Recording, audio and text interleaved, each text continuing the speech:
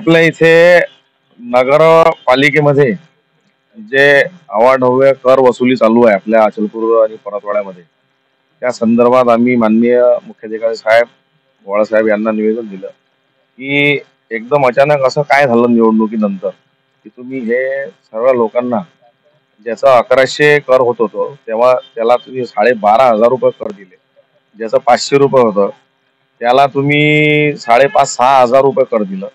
याबाबत 2 दिवसापासून सतत आपल्या अचलपूर पराडातल्या व्यापाऱ्यांची आम जनतेचे आम्हाला फोन येऊन राहिले होते की बा हे काय आहे, काय सुरू आहे.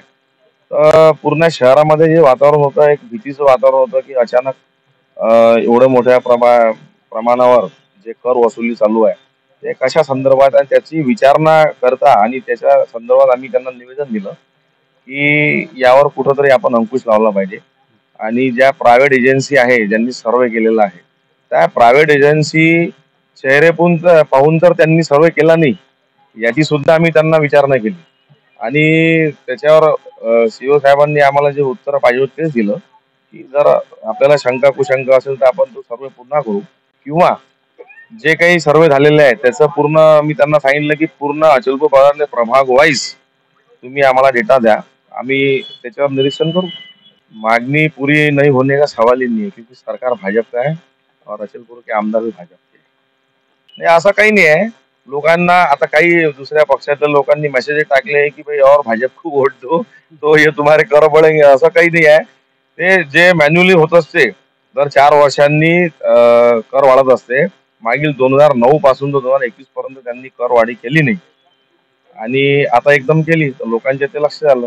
पण आता त्यांना आम्ही हे सांगितलंय की स्थानिक स्वराज्य संस्थेच्या निवडणुकीनंतर जे समिती असते, नगराध्यक्ष असते, नगराध्यक्ष असते किंवा तुमचे 2 सदस्य असतात आणि एसडीओ साहेब असते, सीओ साहेब असते, यांची एक समिती असते. ते सगळे मिळून ठरवतात की कर आकारणी किती टक्क्यावर दिली पाहिजे. सध्या आमची मागणी हे आहे की सध्या तुम्ही याला स्थगिती द्या स्थानिक स्वराज्य संस्थेच्या निवडणुकीपर्यंत. त्याच्यानंतर जो इथं नगराध्यक्ष बसेल किंवा बॉडी बसेल ते लोक योग्य त्याच्यावर निर्णय घेतील ना. आपल्या अचलपूर परतवाड्यातल्या लोकांना आपण काही हे ठेवणार नाही, वंचित ठेवणार नाही. जे आहे वास्तविकता जे आहे गरिबांचा आणि व्यापाऱ्यांचा विचार करून सगळं काही होईल.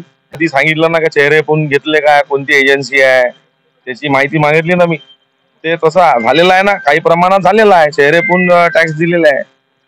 ते होईल, समोर उघड होईल ते. आजच्या या निवेदनाच्या अनुषंगाने भारतीय जनता पार्टी अचलपूर शहर मंडळाकडून हे जे करवाढीच्या सूचना प्रसारित करण्यात आल्या त्या अनुषंगाने आम्ही आज निवेदन इथे शहरा मंडळ तर्फे देण्यात दिलं आणि तिच्यात असं एक लक्षात आलं की एक सरकारी जो निर्णय आहे दर 4 वर्षांनी कर आकारणी पुनर्मूल्यांकन हे झालं पाहिजे.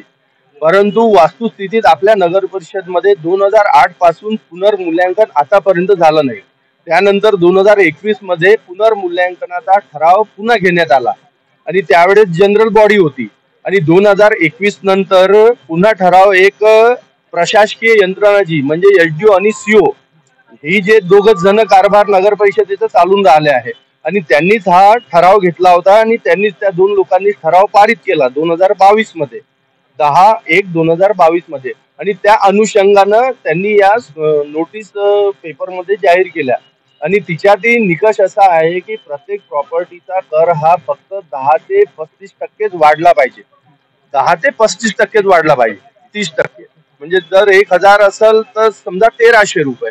परंतु हिच्यात एवढी अवास्तवता दिसून आली की 1,000 आहे तर त्याचा डायरेक्ट 3,500 4,000 असा एवढ्या मोठ्या म्हणजे पटीनं वाढवला आहे.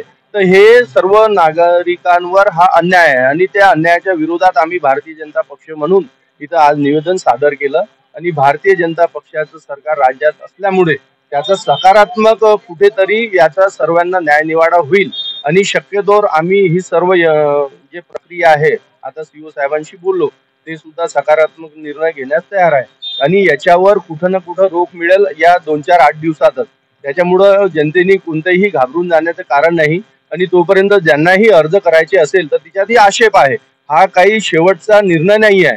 त्याच्यानंतर समिती गठीत होणार आहे. टाउन प्लॅनिंगचा अधिकारी राहील, सीओ राहतील, एसडीओ राहतील आणि त्यापूर्वी आमचं त्यांना असं म्हटलं आम्ही की बा नगराध्यक्षाच्या सार्वत्रिक निवडणुका होऊ द्या कारण तिच्यात मुख्य भूमिका ही नगरसेवक आणि नगराध्यक्ष आणि उपाध्यक्षाची असते.